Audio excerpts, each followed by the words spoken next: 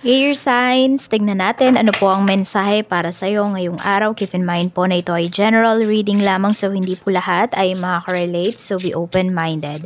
Sa mga hindi pa po nakasubscribe dito sa ating channel, please subscribe na po kayo and palike na din po ng ating video. At sa mga nais po mag-avail ng ating private readings ng ating Evil Eye Amulet, ng ating Cures Bracelet, makikita nyo po yung link sa description box. Tarot Intentions by Aliana Reyes. Okay, tingnan po natin kung ano ba yung overall energy mo. Air signs.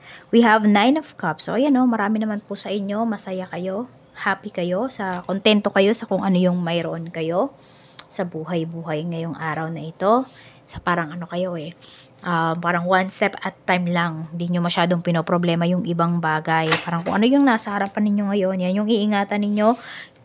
Yan lang yung ipaprocess ninyo sa isipan po ninyo. Tignan natin. Hindi nyo pinapahirapan yung inyong sarili. Tignan natin ano pa yung mensahe. Spirit guide. We have bad habits. Okay. So, ayan o. Drugs, addiction, toxicities. Oh, okay. So, ano ba? Nagiging habit nyo na ba yan? Air signs.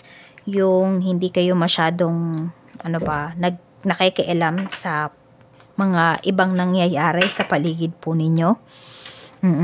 Tignan natin kung ano yan.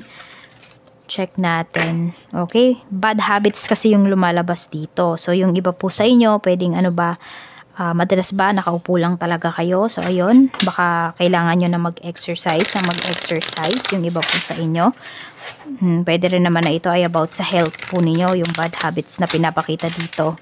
So, baka, nasusobrahan na ba kayo sa kape? Pero yung iba sa inyo, sinasabi nyo nga, nako, pag di po ako nakakapagkape, nanghihina ako. Ayun, tingnan natin. So, ayun, baka may mga dinedependihan na talaga kayo. Ayun, katulad yan, pag di kayo nakakapagkape, diba? Wala kayong kagana-gana sa buhay. So, tignan nyo po, baka meron kayong kailangan talagang baguhin sa routine po ninyo, or sa diet ninyo. Tingnan natin ano pa yung mensahe. Mensahe pa po natin, spirit guide. So, ngayong araw, baka meron dito, may injectionan. Ayan.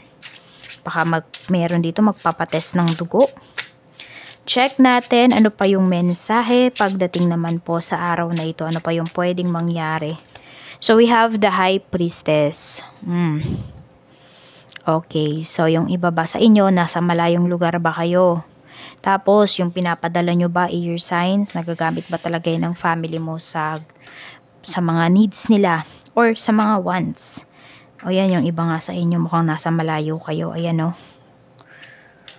Justice. Parang gusto mo mapatunayan. Meron kang gustong patunayan dito na mali yung sinasabi ng ibang tao towards sa family mo, etc. So, ayan po. Parang may pinaglalaban kasi kayo dito. Nakikita ko, ayaw nyo munang maniwala. So, pwede po, ano ba to? Karelasyon nyo ba to? Family members nyo ba to? Pwedeng niloloko na po kayo. Pero, yun nga. Gusto nyo muna may ebidensya. Which is okay lang din naman. Kaya, ayun. Parang medyo magulo yung isipan po ninyo. Tapos, ayan o. Parang gusto nyo nang umuwi para may makonfirm po kayo dito. Tingnan natin ano pa yung mensahe. Pagdating naman po sa pamilya. Kamusta naman po ang pamilya? Ayun nga, may tinatago talaga sila sa iyo. Mukhang hindi sila nagsasabi ng totoo. So, meron ka pong family members na nagsisinungaling po talaga sa iyo. Siguro yung iba sa inyo, alam nyo naman in denial lang yung iba sa inyo sa kung ano man yung nangyayari dito sa inyong family. Pwedeng mayroong third party, pwedeng niloloko kayo pagdating sa pera. Yes, yung iba sa inyo, pwedeng kayo yung breadwinner dito sa inyong family. Check po natin sa mga friends mo naman. We have the Emperor. Meron tayo ditong Page of Wands. So, nakikita ko dito parang meron kang friend dito na parang lagi kang ina-under. Kasi pwedeng mas matanda ba siya sa'yo, or mas mataas ba yung kanyang pinag-aralan, or yung kanyang trabaho, mas malaki ba yung sweldo niya. Tipong ganon. So parang yun, meron dito parang yung iba po sa inyo, parang lagi kayong inuutusan itong friends nyo na ito. Ayun kasi yung pinapakita. The Fool. Parang hindi naman kasi friend yung turing niya sa'yo, sa totoo lang. Oo. Ganun lang din, 'di ba? Kung may binibigay man siya sa iyo, may binibigay ka rin namang tulong sa kanya. May ginagawa ka rin naman, may kapalit siya. Oh, 'yun yung nakikita ko dito. So pwedeng ayun nga yung iba sa inyo, meron dito ginagawa po kayong utusan na hindi niyo napapansin. Akala niyo nagbibigay lang kayo ng tulong or binibigyan lang kayo ng tulong ng tao na 'yon. So meron dito dumedepende po sa iyo. Your signs. Tignan natin. Or the other way around, pwede rin. Tignan natin pagdating naman po sa iyong, ayan, basta meron ka ditong friend na parang, kung ano yung gusto niya, yun yung gusto niya, yun yung masusunod. Parang sunod sa gusto, ganun yung pinapakita dito. Tignan natin pagdating naman po sa mga sa kaperahan pala, sa kaperahan, the Hierophant. Okay, yung iba po sa inyo medyo nahihirapan na kayo dito pagdating sa pera. Yes, meron din naman po dito kasi parang sinusunod niyo yung tradisyon. Sinusunod niyo yung mga bagay na hindi na nagwo-workout para sa inyo sa pag-handle niyo ng inyong finances. Ayan po, parang dito kunwari yung family ninyo, may mga asawa na yung mga kapatid mo, pero ikaw pa rin yung nagsusustento sa kanila. Yung tipong mga ganun po. Ayun. So, kung meron kayong mga kailangan tanggalin sa life niyo, meron kayong mga kailangan ikat, gawin niyo na po. Ayan. Tapos meron din ako nakikita dito, if ever kailangan nyo ng financial na tulong, meron naman pong darating. Kaya lang syempre, kailangan din yung iba sa inyo, kung gusto nyo maging maagap, kayo yung lumapit.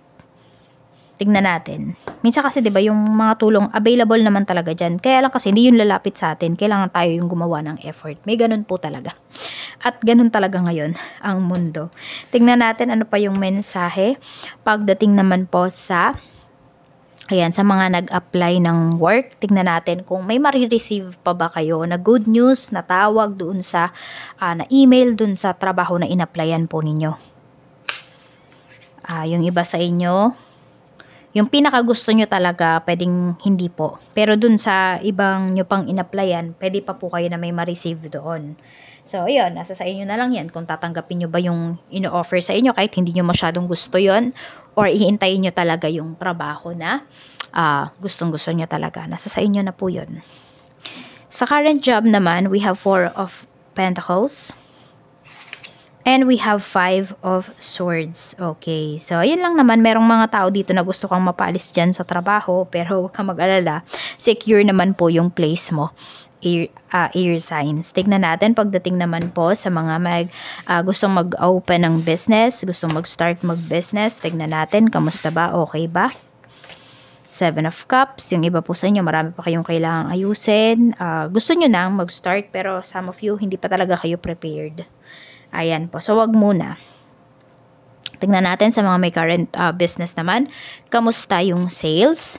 Maganda ba yung sales ninyo ngayon? Okay naman po yung sales. Tapos, madami dito. Nakikita ko, madaming bumabalik-balik na mga regular client po ninyo. Or sabihin natin, mga suki po ninyo. Ayun. Tignan natin. So, pahalagahan nyo po yung mga suki nyo na yan. Kasi babalik at babalik talaga sila sa inyo. Tignan natin pagdating naman po sa mga single mom, single dad. Kamusta po yung mga byudo at byuda. Tignan po natin kamusta ba yung love energies para po sa inyo. Kamusta yung love energies? Ayan, yun yung kuhanin natin. We have 2 of Wands. Okay, so meron dito parang may hinihintay. Okay, parang may hinihintay ba kayong bumalik? For some of you naman po, pwedeng, ayan, sa mga single naman natin dito, pwede kasi na meron man 2 tao na nanliligaw sa inyo. Tignan natin. Okay. Tignan natin.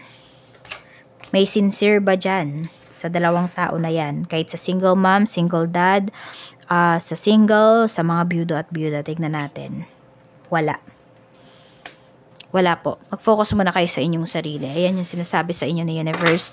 Tingnan natin. Mukhang may stress lang kayo kahit sino man yung piliin nyo sa 2 tao na yan. Tignan natin. Pagdating naman po sa mga married at saka sa mga in a relationship. The lovers. Okay? So, divinely guided po talaga yung inyong relasyon. walang makakasira. Ayan po. Walang makakasira dito sa inyong relationship. So, kung mayroon man pong mga, nakikita ko kasi parehas kayong mapagbigay pagdating dito sa inyong relasyon. Tapos, ano din talaga, opposite attracts. Mukhang magkaiba kayo ng mga gusto ng person mo, pero nagagawa nyo po yun ng paraan. Oo, basta kasi yung communication niyo okay na okay po siya. And marami po sa inyo, yung ka-deal po ninyo, yung asawa po ninyo, o yung karelasyon po ninyo, ay soulmate po ninyo yan. So, ayan lang po at ito po yung iyong lucky numbers. We have number 33, 2, 35, 44, 36, and 7. Maraming salamat po. Mag-iingat kayo always and more blessings to come.